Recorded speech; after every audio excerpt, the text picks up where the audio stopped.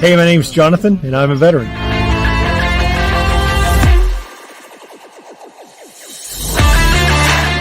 Hi, my name is Daryl, and I'm a veteran. My name is Chad, and I'm a veteran. Hey, I'm Travis. I'm an Air Force veteran.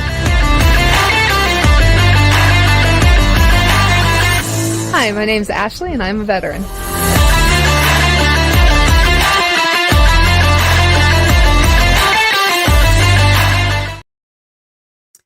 Happy Sunday, everybody. This is Carolee, and you are now invited to watch Conversations with a Vet.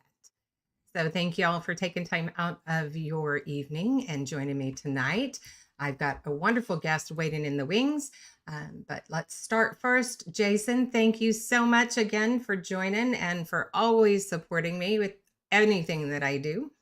Jim, welcome. Love having you here. Appreciate it. I know you've got a really busy life now. And thank you, by the way, for that belated birthday message. Much appreciated. So let's talk a little bit about, I know I talk about this every week. We do have a couple of authors that I do have some books from. And so the first one is called Internal Volume. So this is Lee Deckelman. That is his book.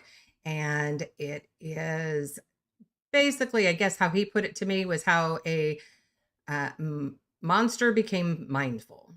So he is a veteran. Definitely a great read. If you haven't already picked that up, you can do that at Amazon.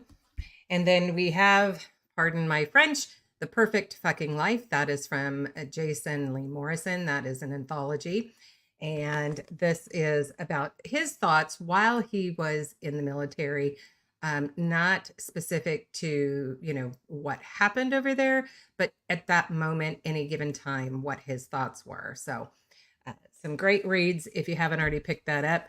And there's also Richard Fleek had done a cookbook that is out there. So we'll put that information out for you as well. And so I want to stop first also, and before I get too far in, and thank everybody. I am now I think I'm right at 217 subscribers. So much appreciated for everybody who's out there, who's watching, who's sharing the stories of our veterans and supporting them. So, all right. So without further ado, allow me to welcome Matt Childers, and he is an Army veteran. Hello, how are you? Good. How are you doing? Good evening, everyone. I am really excited to have you here and have a conversation. I know we met at the VFW of all places. That is correct. Yes. And I know that's something that I was really honored to be allowed to come in and have a conversation with everybody and get to know people. I still need to get my auxiliary application done. Paperwork is not my friend. I don't know why, but yeah. So anyway, let's see. So Jim says, good evening, Matthew. Thank you for your service. Thank you. Jason says, thank you for being here. And much appreciated. Well, thank y'all for having me. Yes. Okay. So let's start by talking a little bit about your childhood. What was your childhood like? Well, I am originally from a small town outside of Houston, Texas. So I guess not too small. Okay. I was very active in sports. Animals, grew up, with horses and stuff. So I did Farm a lot boy? of leadership stuff. What's that? A farm boy? Not too much on a farm, only about 5 acres. I Okay. grew up a mom that barrel raced, and she still does it to this day at 69 years old. Wow. She barrel races pretty much almost every weekend. So grew up with horses. So I also did that when I was in high school as part of Future Farmers of America, FFA. So I was a Nice. president of our FFA chapter. I played football pretty much since I was 8 years old till I was about 21, 22. So Oh, wow. that was a big part of growing up, very active in sports, and ended up getting recruited to play football at the United States Military Academy at West Point. So I played there for a couple years, played So you football. got recruited to West Point even before you thought about joining the military? I did. So I was originally being recruited by the Air Force Academy. So sorry for all Okay. the Air Force people. I chose to go to West Point, but I I'm sure they're what keeping tabs, right? Little exactly. tick marks. I had one of our prior quarterbacks was recruited by Air Force Academy, and he went to the Air Force Academy prep school.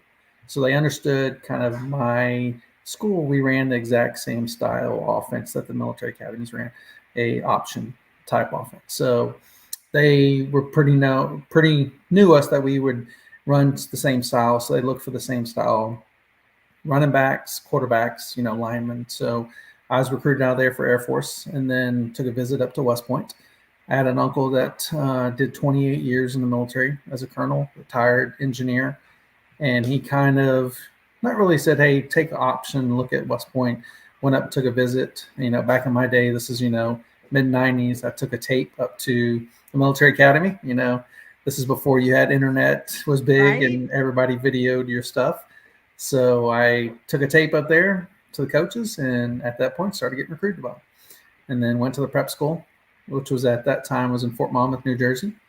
Did a year Okay. there and went to West Point and did my 4 years there, and then graduated, and I commissioned as an artillery officer. Did 21 and a Wow. half years in the Army. So did my time, I say, and There then you go. moved on to another career. Excellent.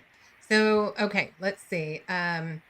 Jim wants to know what year you were in West Point. I was at West Point from 96 to 2000, so I'm a class of 2000 graduate. Okay. And then Jason says that a friend of his had gone to West Point. Let's put the one that he retyped here. Okay. And played football as well. All right. Apparently, he was a captain, I believe he said. And then, let's see, Jim has somebody that he knows, Jennifer McAfee, who played softball on the softball team at West Point. She went there before I got there.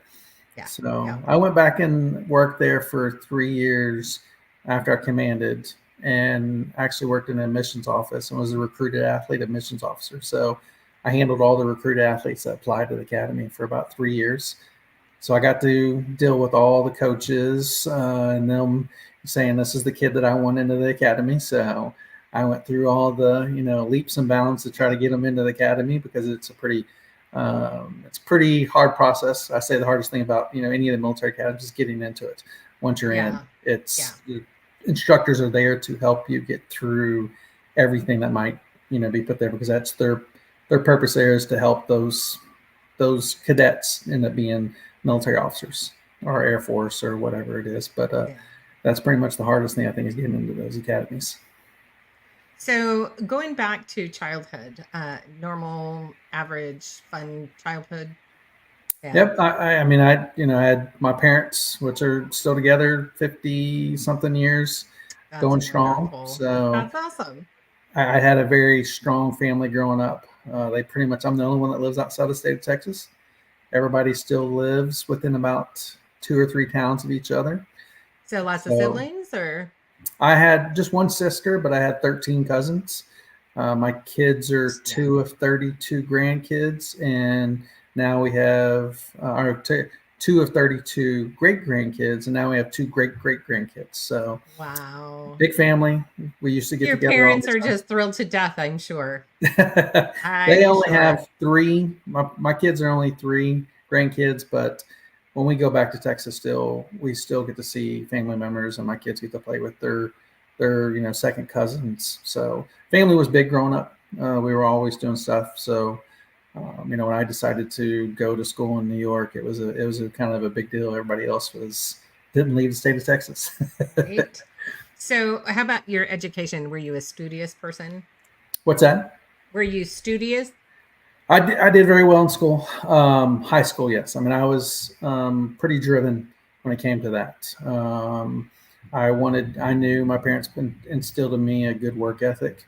I had a sister that graduated from high school, got a full ride basketball scholarship to a small junior college, and then went to Texas Women's University in Denton. So I had That's somebody that I was like, I got to emulate and do as well as she did. Yeah. So, So older sister then. older sister, yes, ma'am. So Okay. she's about a little less than 4 years older than me. So she was 4 years ahead of me in school. So as I was entering high school, she was graduating. So I had that person that kind of showed me kind of how right looked like. She did very well in school. My parents, were, that's one of their big driving factors. Hey, you need to do well in school. I was fortunate, I did during the summers I worked, but during school year, I always was doing sports. So they were very helping the point where it's like, as long as you did well in school, A's and B's, there was nothing lower than that. If it was lower than that, then it was not good. So Right. Yeah. Yeah. No, I get it. I get it. It can be difficult. I was not studious. Um, yeah, no, I just wasn't. what clicked in me too doing well was when sports was tied to school. And at Right? that You had point, no it was choice. exactly. If you didn't do well, then you weren't going to get to play. Right. So I was like, okay, I love sports. I played basketball and football and track and junior high. And then when I got to high school, I pretty much concentrated on football, and everything was tied to that. So I had my own internal drive in myself to do well. So I always, hit the books, made sure I had really good grades. I did not want to take tests. So when it came to midterms and finals, I made sure my grades were above that minimum, so I did not have to take a final, and I didn't miss more than 3 absences each semester, so I didn't have to take a final either. So, but Excellent. that drive, put in me, and I, did well in school, graduated top 10% of my class, and then, went on to the academy. So, what did your parents think when you told them you wanted to go to West Point? They were very supportive. My parents got married when they were really young. My uncle, I think, was just about to go to A&M, where he was in the Corps at A&M. Oh, okay. So not that anybody else had, a really tie. I guess my mom's dad, he was in the Korean War. So, and we had some, her uncles that were fought in the Korean War, and then some that were in World War II. Not really direct ties that fought, but I had my uncle was there to kind of, I used to go and visit him when he was stationed at Fort Bragg. Well, what used to be Fort Bragg, Fort Leavenworth, when he was in school there. So I'd go around and visit him, my cousins, and spend the summer with them and get some interaction with the military. I think the biggest thing was they knew how good of a school that any of the military academies were. So being able to get into one of those was fortunate, and not having to pay for it was an awesome thing. Just had to pay for it with 5 years of service afterwards. So that was, for me, was to get a really good education that I didn't have to pay for, or did I have to take school loans on to make it through. Right. So that was kind of, and they were proud. So they still are to this day. I'm usually more of the humble one. They ask me where I go to school, and it's like, oh, I went to school up in New York. So, Yeah. but they were proud and still are, and really enjoyed my time that I was there, coming up and visiting stuff. That's awesome. We've got, excuse me, G23. Welcome. Thank you for joining tonight. DJ Play Nice. Always great to have you here as well. Thank you all. So let's talk a little bit about, so you commissioned, so you went to West Point, you went through all of the training there, and how was that? What was that like? I mean, my training was a little bit different because I did play football, so it's a little different. But so before we even started school, they had to go up there and do what's cadet basic training, or what we referred to as BEAS. It's kind of introduction to cadet life, Army life. So for about 8 weeks, you just get military training. You go to the range, you qualify on your weapon, you learn how to march, You learn how to ruck. You learn about, the academy, and then you learn about the process, which a lot of people will refer to as hazing back in the day. But it was a lot of knowledge, and I think really is more is to understand the attention to detail when it comes to certain things. Did you have a time where you were like, what did I get myself into? Fortunate enough, when I went to the prep school was a little different. We only had about 4 weeks, and we had drill sergeants, so that was a good, I guess, start of like, oh, well, I can make it through this drill sergeant. The cadets aren't going to be able to do anything they can't do to me. So when I went up to West Point, it made that transition so much easier because I already had about a year of experience of that military lifestyle. I didn't have upperclassmen that were making you do stuff, but you got an introduction to it since I didn't come up from, my parents being in the military. So still kind of learning, the culture and kind of stepping my way into cadet life. So when I transitioned up to West Point after our day, it was easier for me than somebody that came out of high school. So it wasn't as hard of an experience because there's a lot of kids that go there and it's a shell shocker for them. Right. Because it's a very stressful, that first day is a stressful day if they don't understand. And there's many people that don't make it through the very first day. Right. Or don't make it through the 7 to 8 weeks, then decide to say this is not for them. So it was I enjoyed my time with it. I still look on these days of some of the people that I was with, and it was a good experience, and it just kind of moved on from there to each step away through the process at the academy. Yeah. Do you have any funny stories from your cadet training that you can what? recall? Funny stories? Funny stories. You're putting me on the spot here. I am. That's what I do. I don't know of really funny stories. I mean, it's the experience is pretty much the same, across the board when, it's a lot different than somebody going to basic training. And I got to experience that as a cadet, being a drill cadet for about 4 weeks at basic training. So, yes, I didn't go through basic training, but I understand some of that they went through. Yes. There's always funny stories, on the range of things that happen. I think one of my funniest ones, and this is 1996, so Olympics. I was out at the range and I got pink eye while I was out the range bivouacking out in the woods, and I got pulled back in to go to at that time they didn't have anything, so I had to go to the hospital because I had to get the drops. And I got to watch the Olympics that was going on, the Olympic trials, I think, or no, the Olympics were going because this is the summer of. And that was in Atlanta. Yes. The Olympics so I was getting to watch that while I'm sitting there, and I'm going back and telling, the events I got to watch, and like, where'd you go to? I was like, well, I ended up going and getting pink eye. So that was a funny experience just to be able to watch some of that while everybody else is sitting out in the woods getting rained on or whatever it was going on. Yeah. So a quick shout out, Harry T, new subscriber, just popped up. So thank you so much for joining. And hopefully you'll be able to join the chats if you feel like it. If not, feel free. You can always comment after. So thank you so very much. And so then you go all the way through and you're now a commissioned officer. And then what? What's the process from there for you? So after I graduated from West Point, of course, I went home for a while, just took some leave, and then I went to airborne school. So I went to Fort Benning, Georgia. Well, if it's named something else now. I don't know any of the new names. I go off what the old ever ones stays the same.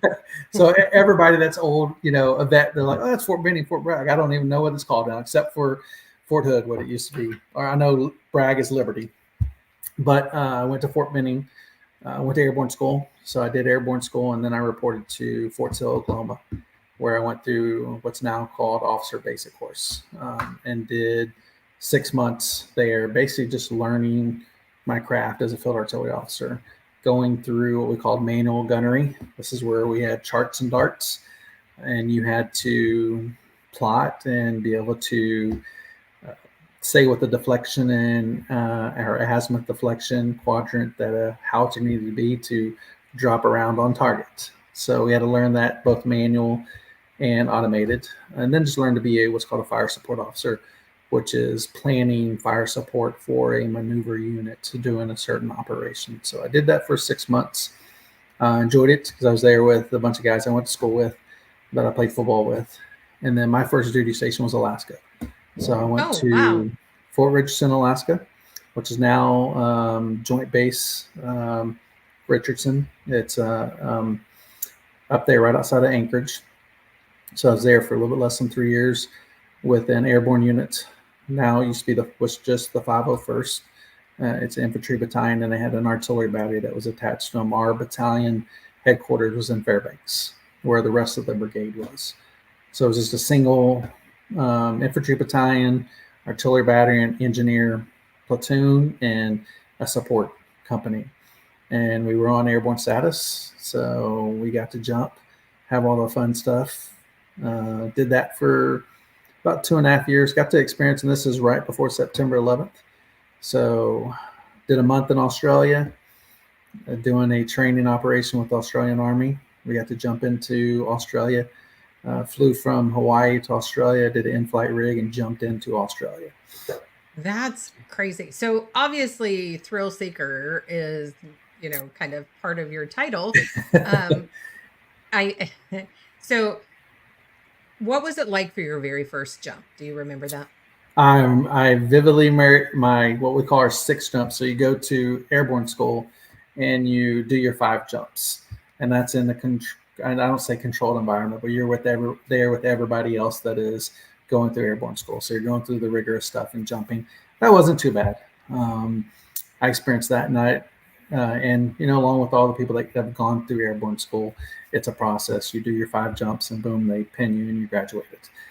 After getting up there, I reported up to Anchorage after going through Ranger School. Ended up getting hurt at Ranger School, so I didn't make it through the whole time there. So, what's that? Oh, it was.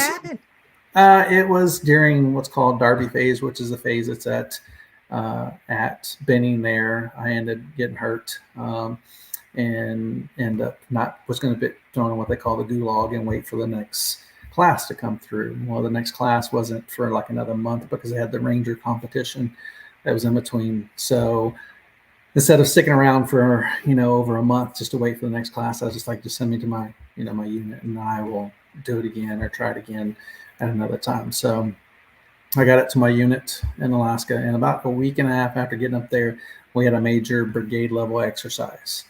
So the whole brigade, 172nd at the time, was going to the field, and we were jumping. So we were going to have 19 aircraft, heavy drops, which are dropping our howitzers out of the back of C-130s.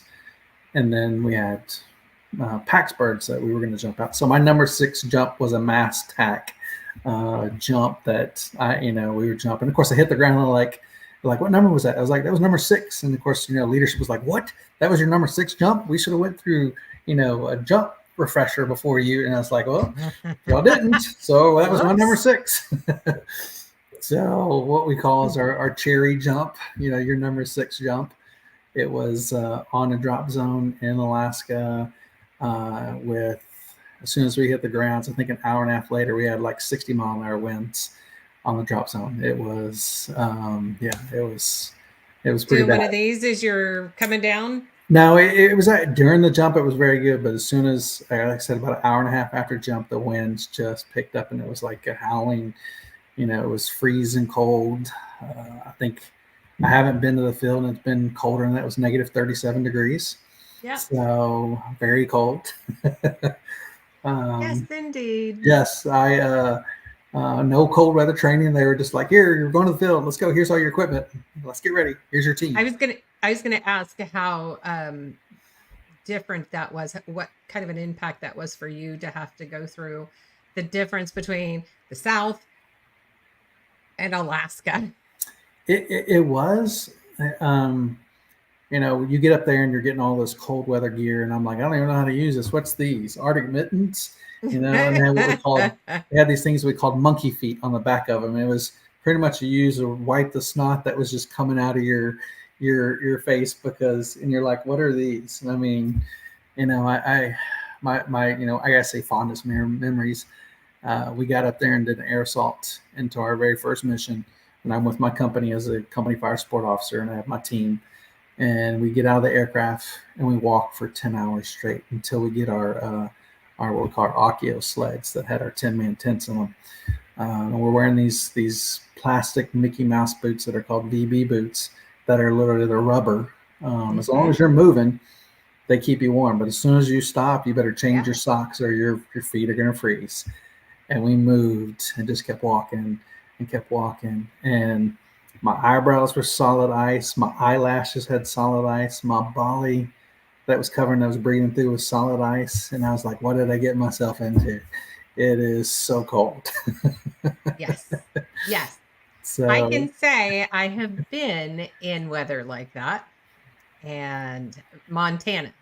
okay. So, and there are times when Montana is actually colder than Alaska. Oh yes, I've heard. Yeah. And out ahead. there hunting in weather like that, oh my goodness. I mean, the adrenaline's going, so you don't notice it as much until you stop, right? And then you're like, oh, this is not fun. Oh yes. But yeah. And so I definitely understand what you're talking about. When the nose hairs would freeze, then and you go like this and you no longer have nose hairs. You don't even need to do any, escaping. Yes, it was. But I loved every bit of it up there. I try to go back. There wasn't, in the field during the winter, because we trained in the winter. That was when we did the majority of our winter, because the summers were the only times that were bearable. That's when you got your, from May to about July was when you had time to kind of experience. We came back in July and we went to the field again in August almost every single year. But, so it was a great experience. Winters up there, cold, but Northern Lights, there's nothing like them. Aren't they beautiful? It's beautiful.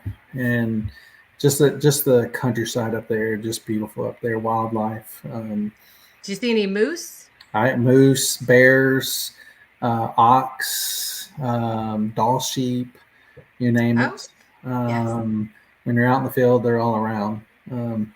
My ex-wife flew for an aviation, or not flew, but she worked books for an aviation company that we got to fly around with helicopters when we went on certain trips. So got to fly around, do stuff like that, go visit glaciers, all the normal stuff that people do when they're in Alaska. Yes. And it was a beautiful place.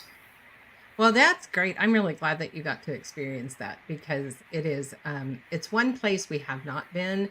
It's on our bucket list to do, is to go to Alaska. And it wasn't all that far from Montana, but just, life. But so yeah, definitely on our list to do. So, and then, so from Alaska, you went then to Australia? No, while I was there, we did just a month-long operation with Australia. Oh, okay. Regiment. So after there, I went back to Fort Sill, Oklahoma, went to what's called Captain's Career Course. Did that for another 6 months in Fort Sill, and then went to Fort Hood, Texas, where I did 3 years in the 4th Infantry Division. So this was right after the initial invasion into Iraq. 4th Infantry Division was part of that invasion. Up there in Alaska, we didn't get pulled into it until right when I was leaving to go to career course. They got orders to go to Afghanistan. I got pushed to go ahead and go to Fort Sill.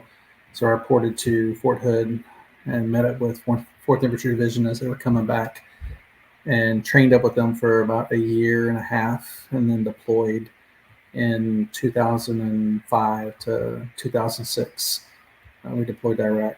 I was a battery commander at the time there. So I did about 3 years there, 2 years in battery command.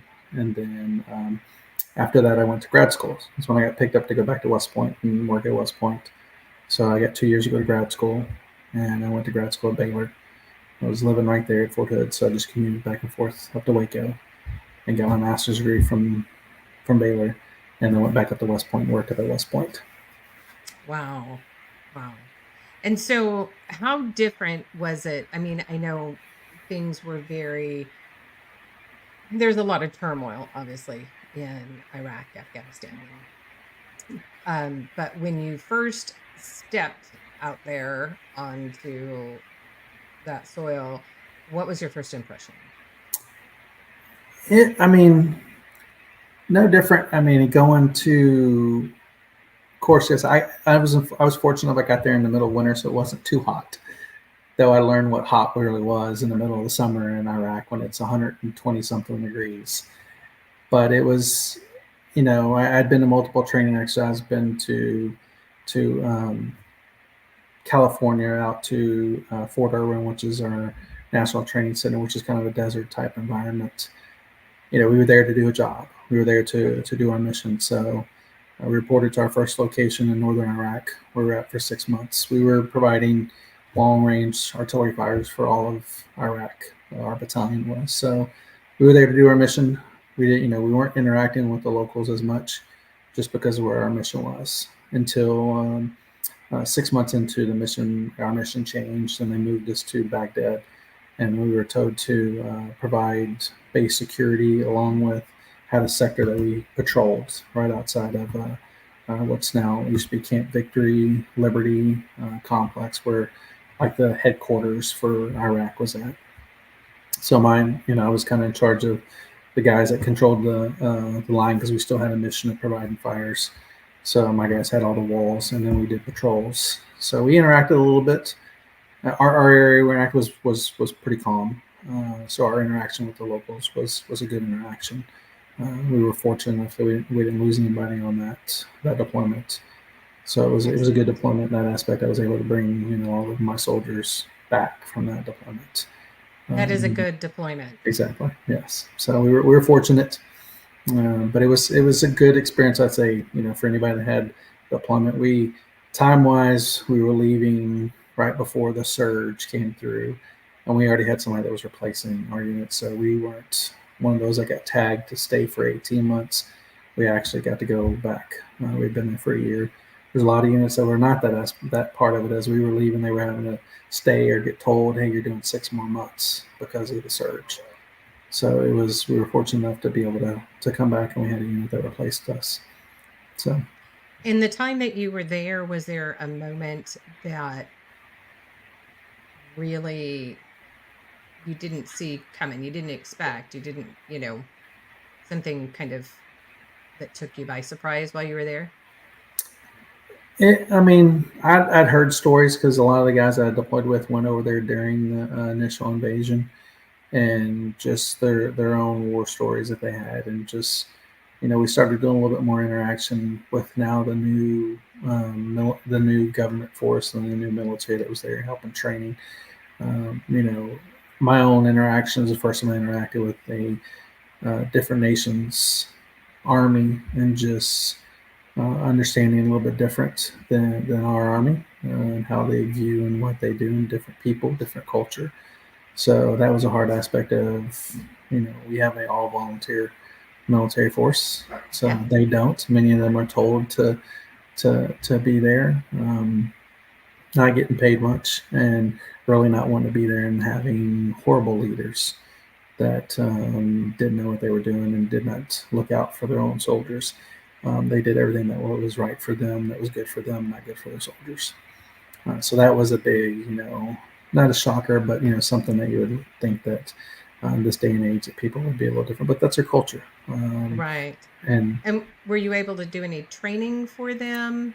Show them? not during that deployment. My subsequent deployments after that in Afghanistan, we trained with the local, either the Iraqi army or the Afghan army. So Were they happy that you were there? some and some not. It's a little bit different from Iraq and Afghanistan. One fighting kind of a conventional force, then in an insurgent battle, and then of course the Afghanistan fighting an insurgent battle pretty much the whole time there. So a little bit different. A little different mentality from both of them, between the Iraqi army, which many of them were under that served under Saddam's army, So they did have a little bit of institutional leadership, understood that, and were a little bit more professional than dealing with Afghans, which weren't as professional. And many of them, just like I said, didn't know what they were doing, just were there. Because they had to be. Exactly. Right. Yeah. And so, can you recall any funny incidences that happened while you were there? I'm trying to think. Hmm. So I would say during the Iraq deployment, none that come to mind.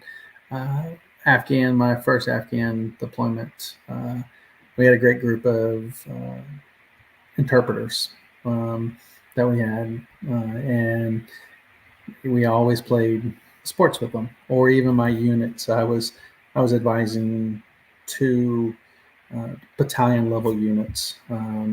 One was a garrison support unit. One was what's called a combat service support unit that had engineers, an artillery battery, some reconnaissance units.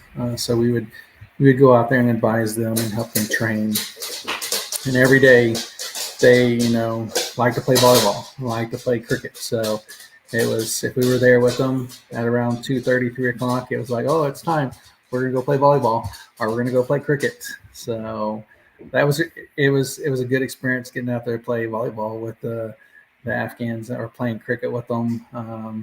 It was a good experience and fun, and it was just for them to be out there. Let's go play volleyball, or they call it volleyball. So we go play. Right? They don't. Yeah, those V's are a little difficult. Yeah. Yes. And so, how many times then were you deployed to Afghanistan? Or 2 Iraq? to Afghanistan and 1 to Iraq. Okay. All right. And excuse me. When your deployments after that first one there, how were those? Totally different. Afghan deployments were, at that point, we were now advising the Afghan army that was being fielded, or new units. So I had a team of roughly 16 guys that were officers and senior NCOs, and we were there to help advise the leadership within units that we were with. So we took a step back. We weren't in charge. They were in charge. We just assisted with them. I was part of the 101st for the 1st Brigade, and we deployed. This was 2012 to 13. They had deployed in 10, 11. So this was their second, deployment back to Afghanistan, the exact same location they were at, a year and a half before that time. So many of the guys, they already knew the area that were there. So going from a conventional fight where we're providing fires to transition to a advising role was a lot different. That's when dealing with Afghan and learning about their system, their culture, advising them, trying to help them train, and seeing differences in leadership there. That was, I think, the biggest. It was hard trying to, and I'll call a spade a spade. There's a lot of corruption that was going on there, so you had to learn to deal with that. Yeah. And still help them make sure that their soldiers were taken care of, that they received the training to help them do their mission, because at that time it was their mission. We were there just to assist and provide support. So big difference. And even my second deployment in Afghanistan, I was serving at division level, so I wasn't doing any advising, but we're still providing support for their missions that they were running with a little assistance from the U.S. forces. Okay. Let's see. So from there, then what was the next step for you? I went on to West Point. Was at West Point for a couple years, and then when I left West Point, I went to, this was 2012. I went to 101st here in Fort Campbell, here in Tennessee. So I was there. That's when I deployed in 12-13 with 1st Brigade, 101st. Came back after that 10-month deployment. Did 2 years almost 2 years. I was an XO and S3 for the artillery battalion that was attached to the 1st Brigade. And then I went to be an OC at what's called JRTC, right? At our Joint Readiness Training Center in Louisiana. So I did as what's called an OC, was an observer controller trainer, where we had light units from the Army. A brigade would come through and do a rotation for about a month, and we were there to observe what they were doing, their training, their planning, their execution of the mission, and just basically help them get better. Kind of observe them, make comments when they're there, try to improve them before they went off to do a deployment, or they were just doing their annual training they had to do. So I did that for about 2 years. Saw every single light unit that the Army had that came through. Some of them twice. And then came back to the 101st and was on division staff for my last 3.5 years in the military. I was on division staff. Deployed my 3rd deployment with 101st Division in Afghanistan, and was at Bagram, and did the last 10 months there, and then came back and did my last roughly about 2 years and retired from the military in end of 2020. And how was Bahrain? It was, I'd been there before during my other deployments, just visiting. It's a little different when you're on a division level. I could live, work, eat, go to the gym, go to the PX in a 300-meter, radius. So it's all right there. It was, and that was the bad thing about it, because you didn't get to leave. I mean, I was doing 16-hour days, sometimes 18-hour days. I could come out of division headquarters and walk less than 100, feet, and I was at where I was living. I had the next building over was the gym. The building after that was the chow hall. And across the street from that was the PX. So you were stuck in that little small confinement unless you went out and got to do something during that time period. So it was a little bit different. The mission was different, but I got to see it on a higher level. So it was at the command level for all of Afghanistan. So I got to see a little bit different about what our mission was while we were there. So throughout all of your deployments, which one do you think was the hardest? There's quite a few things that are hard. When I say, transition's hard, always having to make changes, and you learn to deal with it. That's the biggest things is, always being away, from your family, or being away from things that you were pulled to deployed from, because that was the hardest, I think, of any time, especially during deploying. While at, I think home station, throughout the 20 years, I think the biggest thing was always making those adjustments every couple of years, and, changing jobs, moving to another place, establishing, new friendships.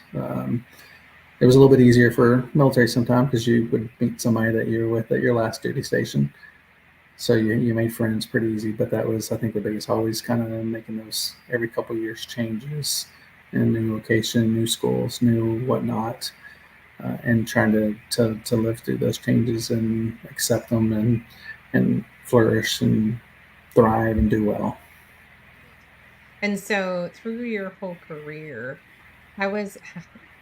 so as a mom of military, I know how I feel, right? When you don't hear from your child, for an extended period of time. How was it for your mom? Did she ever tell you? I think she was good with it. She knew what we were doing. During first deployment, this is 2005, before you had cell phones could be over there, before you had Zoom World, or you had FaceTime or whatever, before there was Wi-Fi. So all you could do was call on a phone that MWR might have, or if you had a secret landline phone that you could call back to your unit back home and say, "Can you patch me into a local number?" And they'd patch you into your local house or whatever it was to talk to family. My mom, I mean, she knew kind of what it was going to be like, and knew that calls were going to be few and far between during that time. So Yep. it was just part of the mission. Yeah. So while you were deployed, did you ever eat the local food? I did quite a Did bit you? during my first deployment to Afghanistan. I had my team probably once a month we would have a kind of a dinner night where we'd collect money up, give it to our interpreters, and go, hey, go buy XYZ Afghan rice, lamb. We want all as much as you can get with this money, and bring it back. So they would go do that, and we would sit around and have a dinner together in our team room on the local food. So it was good. And was there a favorite food that you liked that they had? Their Afghan rice. I love the Afghan rice. It was very And good. how is Afghan rice different than any other rice? It had, well, for one thing, they put raisins in it. Okay. It had a little bit more of a spice to it, but then it would have a little sweetness to it too. Interesting. I really enjoyed it, and of course they eat it with just about everything they had. And then of course naan, their bread. Right. They had a bakery that was on the close base that was right outside of our base where we advised, and we walked over there almost every single day. And when you would smell bacon, it'd be like, all right, give me some money. Let's go buy some naan for everybody. And we go to the bakery and say, here's money, give us a couple of them. And they would gladly take our money. Oh yeah, for sure. So what was the hardest part for you as a commander? As always, hardest part is just being away from family during that time. That's it's trying on your kids, your family during that time to be able to do our mission and be able to stay connected with family members, because sometimes it's for us to be able to do what we're doing over there, you have to kind of separate yourself sometimes. And that aspect of it was some of the most difficult, is just because it takes a toll on your kids and whatnot, your family, when you're not being able to communicate as much. You're not be able to sit in front of them and talk to them, or be there during special moments throughout their school young life, to be able to experience and miss those things. And I did it during deployment, and then when I was in Louisiana for 2 years, my family stayed in Clarksville, so I was separated from them for 2 years and got to see only about once a month during a 40 weekend I would get between Right. rotations. So the time away, I think, was the biggest and the hardest part of it. And then on the military side, being a commander, how was it with leading all of these military individuals? I enjoyed it. I loved, and that's the biggest thing. People say, "What do you do in the military?" Well, I'm, mold, leaders or mold soldiers. That was, no matter whatever you did, if you were a non-commissioned officer, NCO, a officer, whatever it is, you were there to help soldiers achieve their goals, mold them, provide whatever they needed so that they could achieve those goals.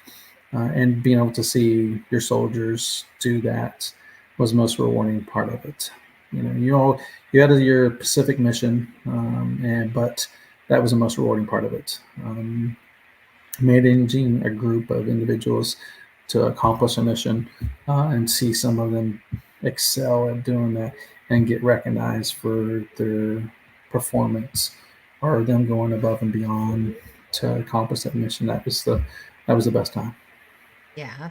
So what kind of leadership do you think you have? Leadership skill? Like, everybody is a little different in how they lead people. Mm-hmm.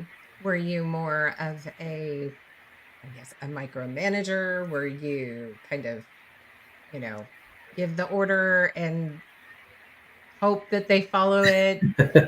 I was definitely not a micromanager. When I was a commander, as a battery commander, I had a headquarters battery, so I didn't have many officers. I had a big group of officers, Okay. but none of them worked for me. They all worked for our battalion staff, or worked for two majors that were higher ranking than I was, but I had a number of soldiers. So I had a very good first sergeant that I could say, here's our mission. This is what we need to do. Here's our task, and I had a great group of NCOs that accomplished that task. As long as they understood their right and left limits and stayed within those boundaries, then that was they accomplished the mission. That's what we wanted. And did they stay within their boundaries? Most of the time, what I knew of, they stayed within their boundaries. Excellent. So that's kind of like the biggest thing. I even learned it from my battalion commander when I was a S3, which is a battalion operations officer and an executive officer for the battalion. When I was a major, my battalion commander, that was his, but our battery commanders, hey, here's your left and right limit. Here's your mission. This is what I need done. Go and execute. I'm not going to tell you how to do it. If you have a problem, come to me, but don't ask me what the solution is. Give me what you think you need to do, and I can provide some advice. You need to learn. This is your time to excel, and I provide you guidance so that you can do that. So that was a part of the leadership that I had. Even when I went on to division level, I had a group of roughly about 16 senior NCOs, officers, and warrant officers, and that's pretty much exact same how I led it. Was here's your left and right limits. Here's what I don't want you to do on both sides, but here's what we need done. Here's our mission. And these are the tasks that we need to accomplish. Excellent. And while you were deployed, did you work with any Marines? During my last deployment, when I was we were running all the fires for Afghanistan. So we still had the Marines had a certain portion of Afghanistan that they were in charge of. So we did a lot of coordination with the Marine fire support officer for their unit. And we did all the coordination for their support that they need through multinational support corps. It was countrywide support, either through UAV support, which is our aero platforms, through Air Force aircraft, whatever it is. But we did all the coordination and provided support on the out extremities when they had a mission that was going on. We provided that support and did the coordination amongst the rest of Afghanistan to make sure that they had all the assets to accomplish their mission, and then us supporting them by providing support where they needed at a division level. So they were, like most every soldier, they were professional individuals. Are you talking about Marines? I'm kidding, all you Marines. I love you all. They're a little different. I understand that. They're very hardcore. I mean, they're like, whatever the task, bring it. We will overcome. I mean, it doesn't matter. They will just off they Our go. biggest thing, we all understood what our mission was and what needed to be done to get home safely. Right. Yeah. And so all of your training, all of your leadership, how has that helped you to get where you are today? And exactly where are you today? So where I am today, I retired end of 2020. Went on veteran. I say veteran number one on January 1st of 2021. Wow. As of the first of the year. Wow. Yeah, exactly. So 15 days later, I started working as a financial advisor for First Command, which is a company that provides support for service members, helps them reach their financial goals and dreams by providing financial planning for them. I had my undergrad and graduate degree, one in economics, the other one an MBA with a concentration in finance. So it was just something that I had a pretty good background in. So during my last 6 months in the military, I did a program called Hire Heroes, which is a program run through the Chamber of Commerce. And for about 3.5 months, I did an internship. So the Army battalion commander gives me authorization, says, okay, during this time period, you don't have to come into work. You're in, whatever uniform you're in of the company you're working for. and I did an internship at the company. So I went to work every day at the office here in Clarksville, and I learned what that company did. I get passed all my licensing to be a financial advisor, and 15 days after I retired, I started in working for them. So since then, it's been a little over 3 years. I've been a financial advisor in Clarksville. I use a lot of my connections. So a lot of people that I worked with while I was in the military were still stationed at Fort Campbell. So I do a lot of briefings to help service members understand their benefits that they have. Because a couple years prior to that, everybody transitioned over to a new retirement system called the blended retirement system. So many of leadership didn't understand it and really, weren't providing that to their soldiers so their soldiers understood it. So we still do that today to make sure that they understand all their benefits, because there's still many of them to this day that still don't understand all the benefits that they have. And make sure that they're utilizing those benefits that the Army provides them and providing advice with it too. Along with providing help for soldiers that are transitioning out of the military. So we do, I say financial awareness or just transitional briefings. We have one coming up here in a week or two that, I'll talk about here in a little bit, that it just provides some, I think, great information for soldiers when it comes time for them to transition, either separating from the military or retiring from the military.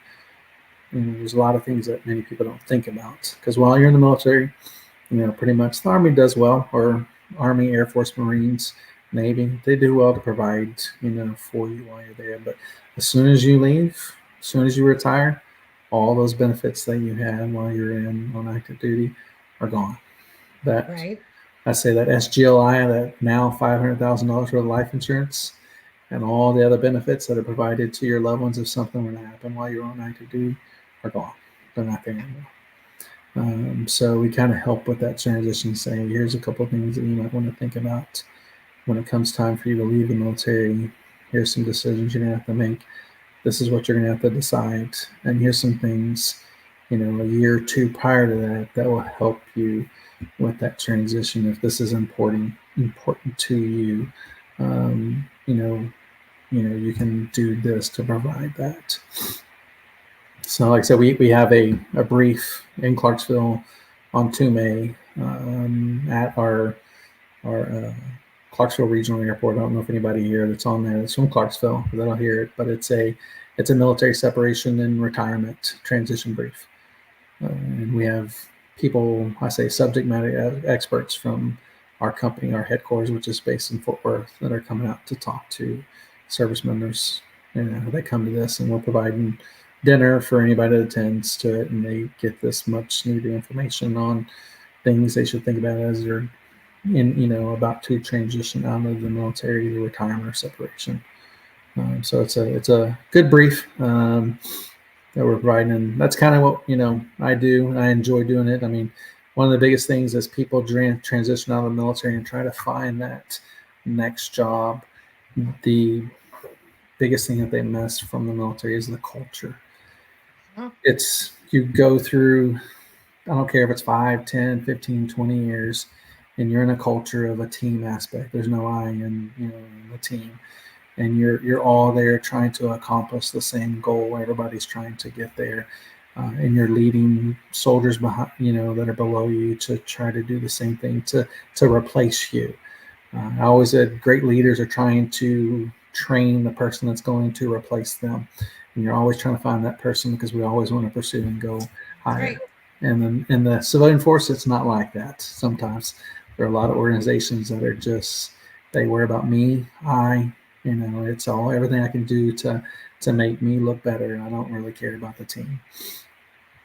And to find an organization that had that same culture, that really wanted to support the military and make sure that they are taken care of, so that their loved ones are taken care of, that when they do transition out of the military or when they come into retirement, that they have what they have, they reach their goals they want, and you're there to help them from starting out as a sergeant or as a lieutenant, trying to work towards accomplishing those financial goals. And when they make it, that's where you're like, hey, you're in retirement, or hey, you are on track. When you reach retirement, you're going to be taken care of comfortably. You're going to have what you need so that you can one day, when you turn 60, you can say, hey, I'm done. I'm going to enjoy the rest of my life, and I don't have to worry about, money, because I have it, and I can, enjoy the rest of my life. Now, is First Command, is that something that is across the nation, or is it just specific to Texas and Tennessee? We have offices outside every major military installation. So any, we even have offices in like downtown Atlanta, downtown Houston, or in Houston. I would say necessarily downtown, but we have offices all around the U.S. We have offices in Guam, Japan. Wow. We did have offices in Germany. Those just closed down a little bit ago, just because the EU and the US, we couldn't come to agreements. But we have offices even in England that we support our soldiers that are stationed over there. So yes, but outside any major installation here in Tennessee, we have 4 offices: one in Clarksville, one in Nashville, one in Knoxville, and one in Memphis. Okay. So anybody that's interested, they can go on to firstcommand.com and find a location that's nearest to them if they want to. But majority of the time when we started our offices, we're close to military bases. Majority of our advisors that work in our offices, 80% of our advisors either served, retired, or are spouses. So that was the question. I was curious about that. Yeah. I say we're uniquely qualified to help our military service members because we've been there, we've done that, we've gone through it. We understand what they're doing at that time to say, hey, I've been there. I know exactly what it feels like. Here's what I did. It might not have been right, but here's what I did. And maybe you can learn from my mistakes that I made so that you are on the right track. That's excellent. That's excellent. And so when you transitioned, obviously you had the internship, which was very beneficial. Did they provide you any other resources when you transitioned to civilian life? So something that they instituted a number of years ago is roughly about, I think it's 2 years, 18 months or so, they have to go through what's called SFL TAP, which is a transition for, I want to say it's 2 or 3 days. Every military member, everybody getting out has to go through this. And this is Army specific. So when I talk this, it might be a little different for Marines, Navy or Air Force. But this is a program that the Army has instituted where you have counselors that are helping through that process. And we would have people that would go through, and you're sitting in a class and they're explaining, and some of them are specific. I mean, the one that I went through was mostly retirees that were going through it. They also have classes for people that are just transitioning out. But they go through, everything. They go through even giving you a book of how do you write a resume? How do you hear all the resources through the Career Center that's on whatever post you're on that can help you either internship through Hire Heroes like I did, or to go through one of the other programs that might train you on HVAC system, or train you to be a welder, or if you want to get your CDL and be a driver. All these programs they have through the Career Center to help transitioning military members. It's a lot better than it was, 10 years ago or whatnot. They've, really have taken a step to make sure that soldiers are supported in transition. And some of them fall through the crack. I don't say that all of them are done well, but it's there. It's better than it was, right? Oh, much better. Much better when it was just like, here you go. Thank you very much for service. Here's your award. Here's the door. See you later. Exactly. Appreciate it. Thank you for your service. It was a lot different. Now it's the Army or DOD is trying to do the right thing to make sure that they're setting up soldiers, retirees separating from the military or from service. They're set up for success. They either have a a skill that's allowed them to transition out to the civilian world, or they've done some type of internship or something up to that point. Because used to, you didn't get time to do that. You served and did your job until you started clearing, and then that's when you were out. They now are taking that process and learning that we need to give people time to transition out, because there's not just going through your VA disability stuff. That mindset also has to change, because you're no longer in the military. There's nobody saying, hey, you need to be at formation at 6:30 in the morning for PT. Right. The only one keeping you on track is you. Exactly. And that's, go ahead. Oh, go ahead. Did you get your a civilian certification for what you did in the military? And did you know, or do you know if there's a federal certification for what you did in the military? I didn't. I had my undergraduate and my master's degree while I was in, so that helped me. So when I retired, it wasn't something I was trying to get. I wasn't like an engineer that had, hey, I can have whatever. I'm a civil engineer, and I have that. As a field artillery officer, I was a manager Right. of soldiers, of teams. So and I say some of it can lead to even project management, because a lot of times you're given a mission. We have a process to find out the best path to complete this mission, and you analyze that. You come up with the best solution to get there. Is kind of that project management mindset and stuff. So there's a lot of people that would go through and take that and end up trying to get their PMP certification. Myself, when I decided to go down the route as a financial advisor during my internship, I took all my licensing and got all my certification and my license I need to do what I do today. Excellent. So what I know, as I said at the beginning of the show, you are part now of the VFW. Yes. And the local VFW. And what would you tell people who are just getting out, retiring or separating from the military, your thoughts of why the VFW is important?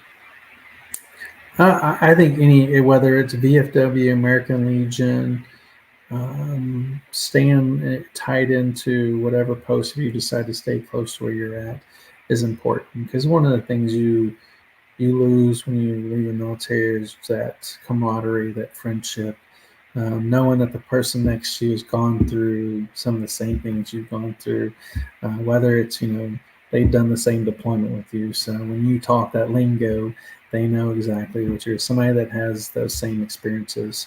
If you don't have that, you can go through the VFW, American Legion, wherever you're at. There's a post that's close to you that you can connect with those individuals. Go out there and do stuff with veterans. One of the other things that we're pushing is, and you were there that night when myself and Tiffany, my girlfriend, who started this a couple of years ago, the annual Memorial Day Ruck that we're doing. So on 25 May, we're doing a Memorial Day Ruck at Barfield Crescent Park in Murfreesboro. And this will be the third annual one. She started it a couple years ago. The first one had maybe 25 or 30 people, and she doesn't have any direct ties to the military, but she's a patriot. She loves giving back to veterans, and she started this with just a group. She's good friends with the former president now. He was the president. Now we have a new president of the VFW here in Murfreesboro. So Andrew helped her out. She got that link during the second year they did it, and they went from 25 to 80 people that joined out. And this year we're wanting to make it a little bit bigger, and get as many veterans we have that can come and just have a day where reflecting on those heroes that have given that ultimate sacrifice to our nation, and honor them at the same time of people participating in it is potentially giving a little money to support a local organization that continues to support our wounded warriors. The Joshua Chamberlain Society of Nashville is the organization that we're supporting, and they are a total voluntary nonprofit organization. The founders there in Nashville, they live in Brentwood. They found it, and they're 100% volunteer. So nobody that works for the organization takes a paycheck. So 100% of the proceeds that they raise goes to their heroes. They have 11, well, it was 11. Their very first person that they started that just passed away not too long ago. But they have 10 wounded warriors that they support for life. So when they take them on, they provide support for them for whatever that they might need for life. And they have what is two- that? That is, what's the name of that? It's Joshua Chamberlain Society of Nashville. So there's two other chapters. There's one in St. Louis was the original chapter. There's one in Houston, and then there's the one that's here in Nashville. So it's If I a, can pull that up. their JCS is what it is. So anybody's a history buff, Joshua Chamberlain. I am. I kind of went to a school where that's a big military history. So I've taken the tour of Gettysburg twice and walked the ground. And Joshua Chamberlain was the commander of the 20th Maine. He was the commander on top of Little Round Top during the Battle of Gettysburg, where he was outnumbered by the Confederate forces that were charging up during Pickett's charge up the Little Round Top, which was the northeastern or western flank of the Union line, and they were out of ammo. And he basically made a wagon wheel charge down the Round Top and basically took over or overran the Confederate forces that were down there, and he ended up getting a Medal of Honor for it. So that's what it's named after. So it's the Joshua Chamberlain Society of Nashville, and you'll see a little bit of it on their history. They have it, but that's who they're named after. It's a great organization, and this year, Tiffany and I, when we were sitting down, we were like, "Hey, what's a local organization that we can support and give back that continues to give back to wounded warriors and Gold Star family members?" And we found them, and everything stays local. So anybody that participates, we're asking them to pay $10 to walk, and it's a 3.5 mile walk along the Greenway, starting at Barfield Crescent Park, and all the proceeds from that event will go back to the Joshua Chamberlain Society. That's excellent. I'm trying to get that put out there on a banner here. And I have a flyer and everything. I don't know if I pass that flyer off to you. Absolutely. If you want to send that to me, I can make sure to put that up there as well. Yeah, there's a QR code on the flyer that takes everybody to the website, so you can follow us on Facebook and Instagram. So it's Middle Tennessee Memorial Day Ruck, both on Facebook and on Instagram, and you'll get to see the flyers on there. Our sponsorship form, if people want to sponsor and say, "Hey, I want to give back. I can't attend it, but I want to give, to the organization." We have a number of organizations in Murfreesboro that are sponsoring along with my company to sponsor that event. It'll be on the 25th. Everybody's going to arrive around 8:30. We're going to stuff off about 9. We have the junior ROTC programs from the local schools. One of them's going to bring their color guard out to it, and That'll be awesome. So Andrew, who is the now former president of the VFW chapter here, is going to, he's our chaplain, does a benediction. We'll have people that'll get up there and talk. We'll do a 3.5 mile walk, about 1 3/4 down and 1 3/4 back, and then we're going to have food trucks. We're going to have music, and it's at the big pavilion on Barfield Crescent Park. So people get to hang around afterwards. We have the recruiters from Army and Air Force, Navy and Marines. We've asked all of them to come. So we've got good buy-in from the Air Force and the Army. Still working on the other ones to come out and just kind of be connected to the community. Right. For those local veterans, it's a time for people to connect with other veterans because it's a hard time. I mean, I've got one of my roommates from West Point who was killed a couple weeks before I got to Afghanistan to replace his unit. So that's got to be difficult.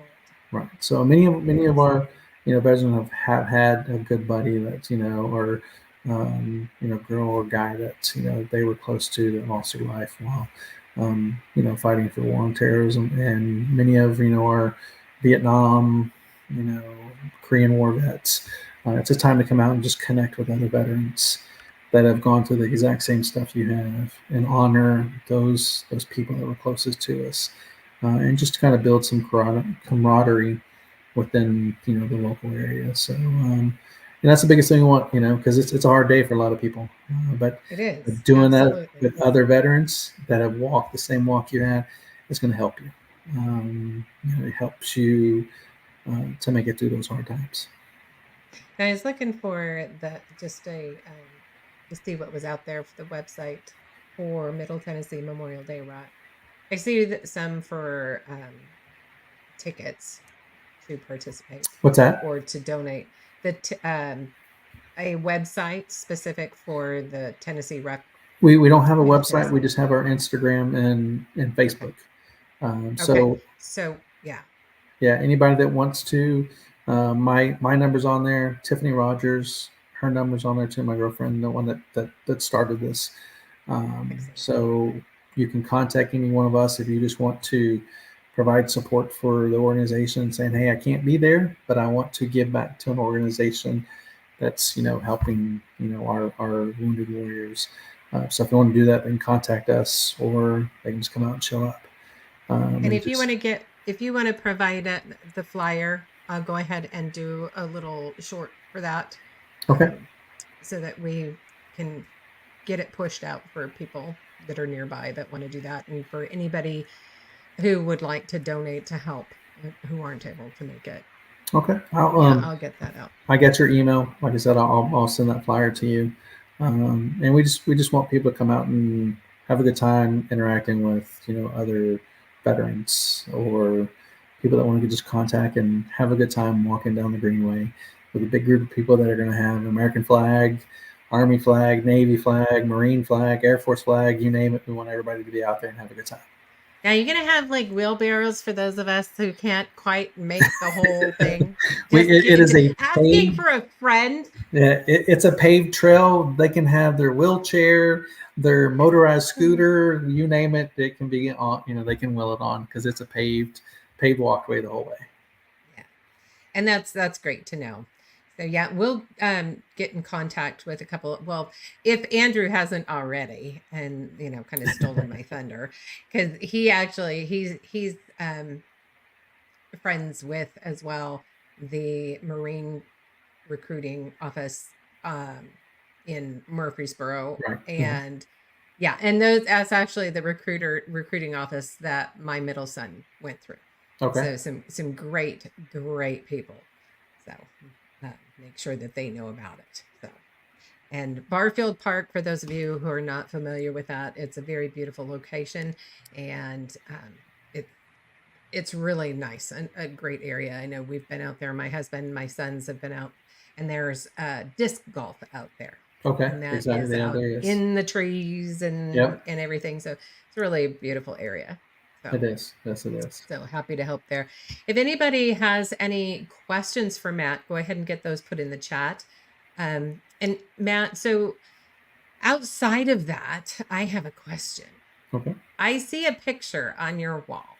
And so what is that? So Tiffany, she's an artist in herself. So she's got some paintings around here in the house, but we were kind of looking, and so I kind of introduced her. She hadn't watched Band of Brothers. So I had her watch, Band of Brothers, me being a 101st guy. And of course I watched it when it first came out.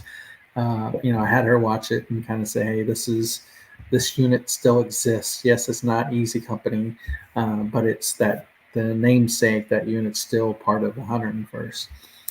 So we went, watched that, and of course, then we watched Masters of the Air, the new show that's out on Apple. That we went through all that, and she, of course, she likes history. She loves the military, and she was like, "Hey, I wanna find some pictures that we can put up." So there's 3 of them behind me. I One see of that them- there's the other one. This Okay. is, if you know who that guy right here is. Patton?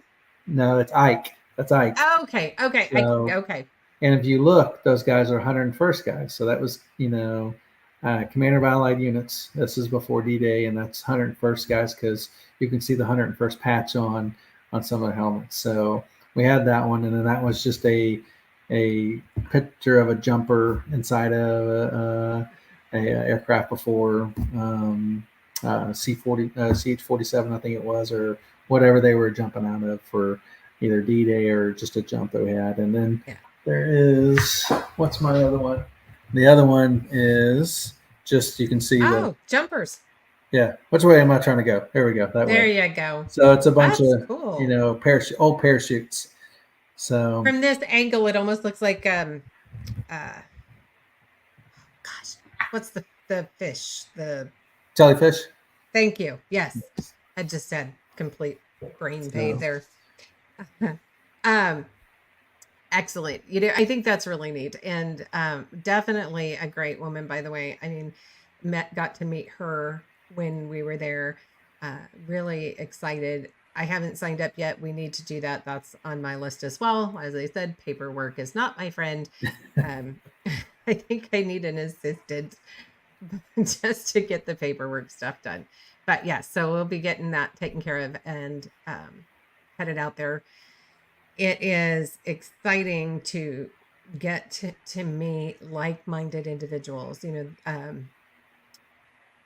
where this is what she started for her love of veterans and our military. And this was the same reason I started this channel, because it was the only way I knew how to give back to our veterans. So I understand exactly. And so I think it's a wonderful thing. Right. Let's see. What do we have out there? So we're not going to discuss any scores for disc golf at Barfield Park. Don't worry about it, Jim. So, let's see. Jason, you're asking okay, do you know a Brian Gebhardt? He was on the football team as well the same time you were there. It sounds West familiar. It's been so long ago. Now I've got to get a hold of Brian and say, hey, do you know Matt? Probably. I mean, the name sounds familiar. I can't put the face to the name though. Yeah, and actually, it's interesting because where you went into finance, he actually also became a CPA. Okay. So yeah, quite interestingly enough. Oh wait, is that right, Jason? Was he a CPA? I think. Anyway, so I'm not seeing any other questions out there. Did you have anything else? Oh no, he was not. Okay. Oh no, that's right. Okay, sorry. I was getting him confused with Rodriguero. Okay. But did you have anything else that you wanted to talk about? The only thing else I would say, and this is people, that might be on for transition out of the military. My biggest deal is I tell everybody, take advantage of everything that's out there to offer. Because once you leave, the amount of stuff that's there is a little bit less, but it's still there. The VA. I know sometimes it might be a arduous task of getting in to see the VA. But, I was fortunate enough, I retired, so I got to keep my TRICARE. But it's, I tell everybody it can keep that connection. Because even if you don't file something to receive benefits, there might be something that pops up later on down the road. So I tell everybody, keep that connection, keep updating information, because there are things that could pop up later in life that could provide benefit to you later on down the road. And there's so many other organizations that are out there that want to support veterans. If you need help in any way, reach out to them, because there's so many people that do want to support you. Even though I know there's a number of people that don't.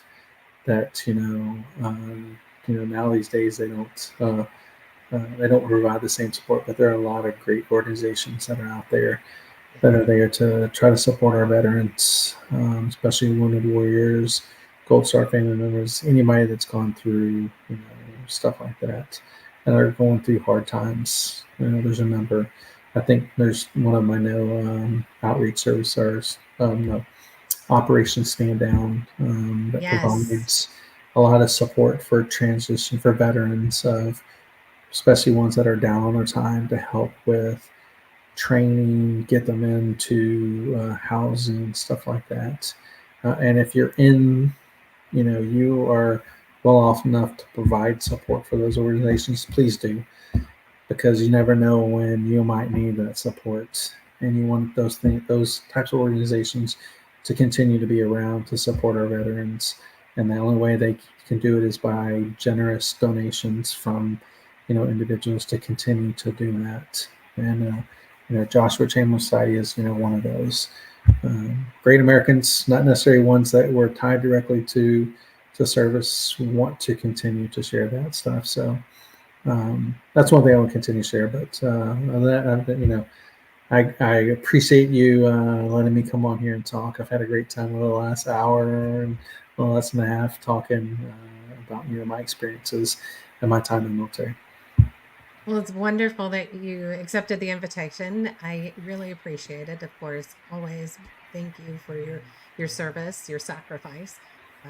And as a mom, I understand that sacrifice, right? Away from family, away from friends. And of course, the sacrifices that you leave on the field. So thank you for that. I'm not seeing, let's see if I've got it. And then Jim says, thank you for your continued service to those that are serving, have served. You will serve those servicemen well. We just kind of cut that short. Too much use of the word, regardless, bravo. So, and again, it's not always easy, right? To sit and tell about yourself.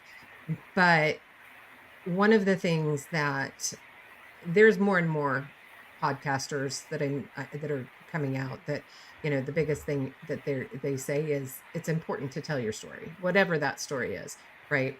And that's what this platform is. It's for you to tell your story however you see fit, and whatever that story may be. So if you know of any others that are veterans and they want an opportunity, please make sure to send them my way. We would love to have them join the conversation.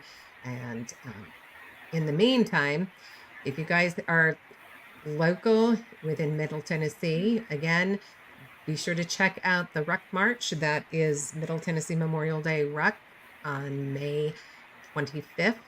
So, and again, that'll be at the Barfield Crescent Park. So really excited for that. I'm not seeing any additional questions, so I really appreciate you coming on, taking the time. And if you want, just hang tight, and we're going to go ahead and get this wrapped up. So I want to say thank you to everybody who came on the chats tonight. Much appreciated. Jason says thank you, by the way. And if, again, anybody pops on later on the recording, feel free to leave a message. Please, please, please hit that like button when this ends, as well as drop a comment. Very important for those YouTube algorithms. So again, Matt, thank you again. Much appreciated. Thank you for allowing me to come on here. I really enjoyed it. Absolutely. All right, everybody, you have a wonderful rest of your evening, and we'll see you again next week. All right, y'all take care.